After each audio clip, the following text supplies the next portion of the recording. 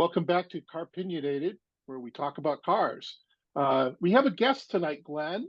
Yes, I can see on my screen. This is Geoff Dankert, a longtime friend of mine. He is a writer, editor at WBBM in Chicago.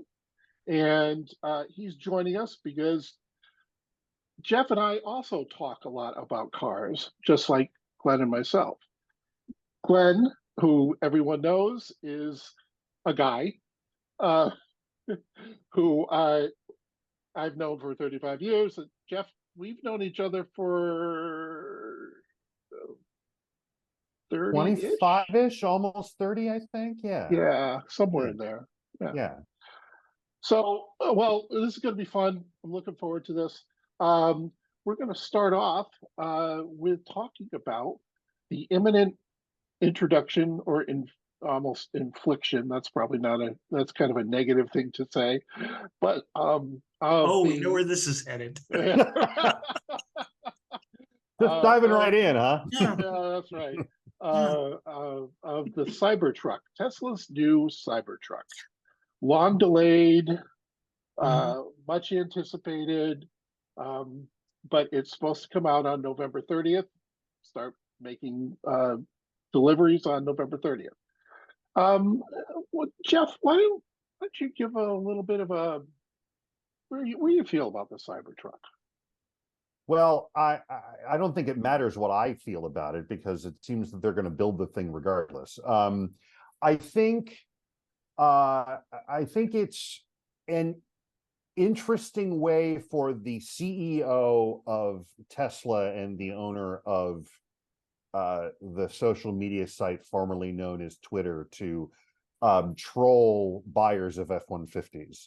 I know that he has said pretty recently in an appearance on a fairly well-known podcast that it's going to be the best off-road vehicle that anyone's ever seen, because it has revolutionary things like independent suspension and air suspension, which have been available in the public for at least 20 years. But I honestly, I still think it looks like a cyberpunk dream come true. But they're going to probably sell every one they can build. The question is, how many can they build? And based on the late prototypes we've seen out and about, including one driven not too long ago by Tesla's chief designer, I'm not sure they can build them to the rate and the perfection that the CEO of Tesla has suggested that they will, or that they should. Right. Yeah, the one that was out there in Malibu didn't even, according to the information I read, didn't even measure up to like early prototypes of other cars. Yeah, and Daniel Golson, who wrote it, is a pretty experienced auto journalist. And Tesla's chief designer, we should point out, is a guy who has done a lot of really great work in his career. I mean, he's designed the current crop of Teslas, all of which look fairly good. And the fact that they haven't been updated in years is not his fault. But he also was part of VW Concept One. He designed the Pontiac Solstice and the Saturn Sky, objectively handsome vehicles. Really? And certainly in terms of the Concept One, I mean, which he did under J. Mays when he was at Volkswagen, was, kind of a cultural icon there for a minute. I mean, the guy does really great work. And from what I understand, the Cybertruck launch candidate truck that he showed up in at this Cars and Coffee event in California, which had a matte black wrap on it, was apparently what his vision is for what the truck would look like. And if that's the case, they've got some work to do. Yeah, it's rough. The panel gaps are bad. The tailgate is off. It's rough. It needs to be dialed in a lot. Yeah, a lot. Glenn, we talked about the Cybertruck briefly a couple weeks ago. Right. Your thoughts on the truck in general, or anything in specific that you wanted to talk about? Well, I know that there's been, in the entertainment community, rumors that they're going to do a remake of Logan's Run, and that the people doing the props on the show are like, yes. I'm sorry. That was just sarcasm. All right, I'm going to try to be as diplomatic as possible. The aforementioned CEO of Tesla, I think, is doggedly trying to create something that will just garner a lot of attention. I don't know if they're really considering, like, are they making a great vehicle as much as they're just garnering a lot of attention? Is it really that good a car? It's certainly crazy looking, and it's certainly novel. I mean, you gotta give it that, is there's nothing else like it on the road, but that doesn't necessarily make it a great thing. I just don't think, from my point of view, that they are coming out with a product that's going to really shake anything up. I think it's gonna be something that's gonna come out. It's gonna have yaysayers and naysayers. There's gonna be some people who really want to buy it, and a lot of people who would really want to just throw it away. A lot of great cars are like that, but I don't think it's going to be anything that revolutionizes the car industry. I think they did a better job at revolutionizing the car industry with just their more straightforward models. And I don't know how much of a revolution truly that was, but it's not going to be that car. It's not going to be the original Mazda Miata. It's not going to be the original minivan. It's none of those things. It's a very expensive, questionably assembled, kind of weird car. And all of those things could have been said about the Pontiac Aztek, and we know how that went, okay? So sorry, didn't mean to evoke the name of evil, but you joke about the Aztec, but it's kind of cool again, from what I understand, thanks to Walter White and right, exactly, yeah. And the fact is that it was, and I think there's some school of thought that suggests it was probably 15 years ahead of its time, and as is usual with sort of modern era GM, was actually the car it was meant to be right before it was canceled. So gentlemen, who do you think is going to buy the Cybertruck? I have my own thought about this, and I think it's general contractors in Marin County. Okay. So what do you all guys 5 think? of them. Who do you guys think is going to buy it? I think it's going to be people who have lots of disposable income. When I talked to the owner of the dealership who had the first Hummer EV in New England, and he was very honest with me, because this is not somebody's second car, it's not somebody's third car, it's maybe their fourth or their fifth car. This is going to be something that they're going to buy. It's going to be interesting, and they like the attention, but it's not something that they were going to have to live with every day.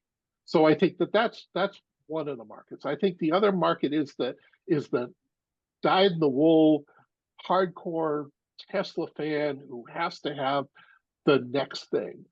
And when you look at some of these, I saw one Instagram guy, Tesla fan Instagram guy, who flew to Europe to see the new Highland model. So essentially the mid-cycle refresh of the Model 3. He flew to Europe for a mid-cycle refresh. I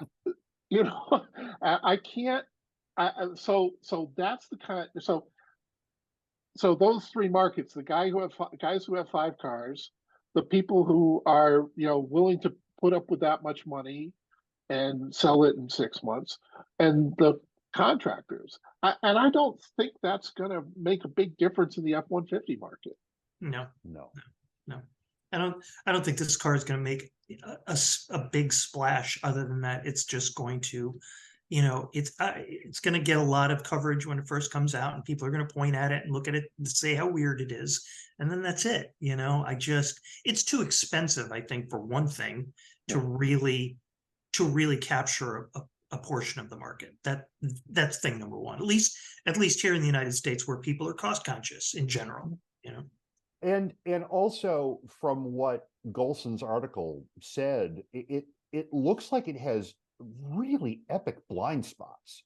Oh, That yeah. A-pillar is giant. Right. And I don't know that there are going to be a lot of people who will see it as, to Doug's point, a daily drive, the way an F-150 is a daily driver for a lot of truck fans, or the way the new Ram Charger EV hybrid, partial hybrid EV truck is going to be a daily driver for people, which, is the potential to be a bigger game changer in that market than the Cybertruck, probably, particularly given the cost of entry. Yeah, I mean, it's going to be a novelty for fanboys. I joke about general contractors in Marin, but they've probably got 4 or 5 other cars. And, celebrities. Joe Rogan will have one. Yeah. Probably. Yeah. Wow. Yeah, and that goes on a resume. Yeah. yeah, I mean, that's, Just- that's probably who will have one. And that's, Yeah. and that's probably enough for him. Right. Fair estimation. And I wonder if, like, would they have been better served for not shooting for the moon? Would they have been No. better served?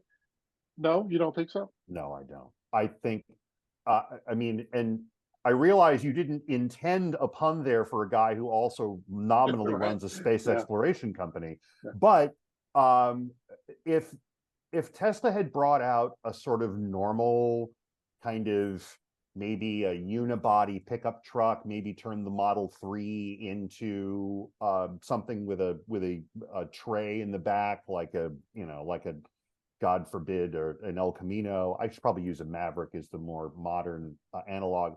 I don't think anybody would pay attention to it. Yeah. Fact is, Yeah. this thing, it looks like, as Glenn pointed out, absolutely nothing else on the road. And that's probably enough. Yeah. I just think people are going to get it, see it in person and see how all 4 of the body panels down the side of it kind of have a different shade, and the all the different things about it, and how and living with it day to day. I mean, you can't see out the back. You're not going to, in some degree, you're not going to be able to see out the front. I just, I don't. Right. Well, Right. It's another example of this continuing trend of something different is automatically better. And, not necessarily, that I got frustrated over the shifter on an automatic BMW X5 just because they made it different.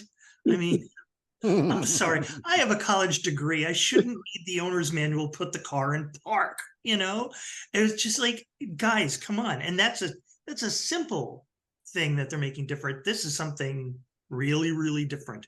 And, is it better?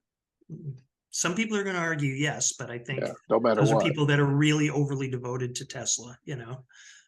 And, there's arguments to be made for their cars, which have done very well and with good reason, I think. But this is no. This is style over substance, the definition of it in my text. That's my verdict on the whole thing. So. I would agree. Any final thoughts? There are plenty. Okay. Well, there are plenty of products that have succeeded on style over substance. This is true. So, Yeah. that's, and really, and I think, I thought about this tonight on driving home, that buying a car is not really a rational act anyway. Like, you research it and you make sure you're not getting ripped off. And there are obviously considerations as they relate to safety and efficiency and cost and that kind of. But people buy cars and trucks because of how they make them feel. And if you have the money and you think a Cybertruck is going to make you look like you're on the bleeding edge of whatever is new and exciting, doesn't really matter that it's not the truck, that it has a really shallow bed that might slice your arm open if you try to reach over into the bed to put something in it. Like, it doesn't matter because you're not going to use it like that. You're going to use it. Right. You're going to use it to show everybody, hey, look at me, I'm different. Right. And he's not going to go broke on that. No. He'll go broke on ruining X, but he won't go broke on this. Yeah, thank you. All right. Any final thoughts on the Cybertruck? We've used up all our Stainless thoughts. steel origami. Yeah. All right. All right. That's been another week of Car-Pinionated. I want to thank my friends here, Geoff and Glenn, and we will be back next time.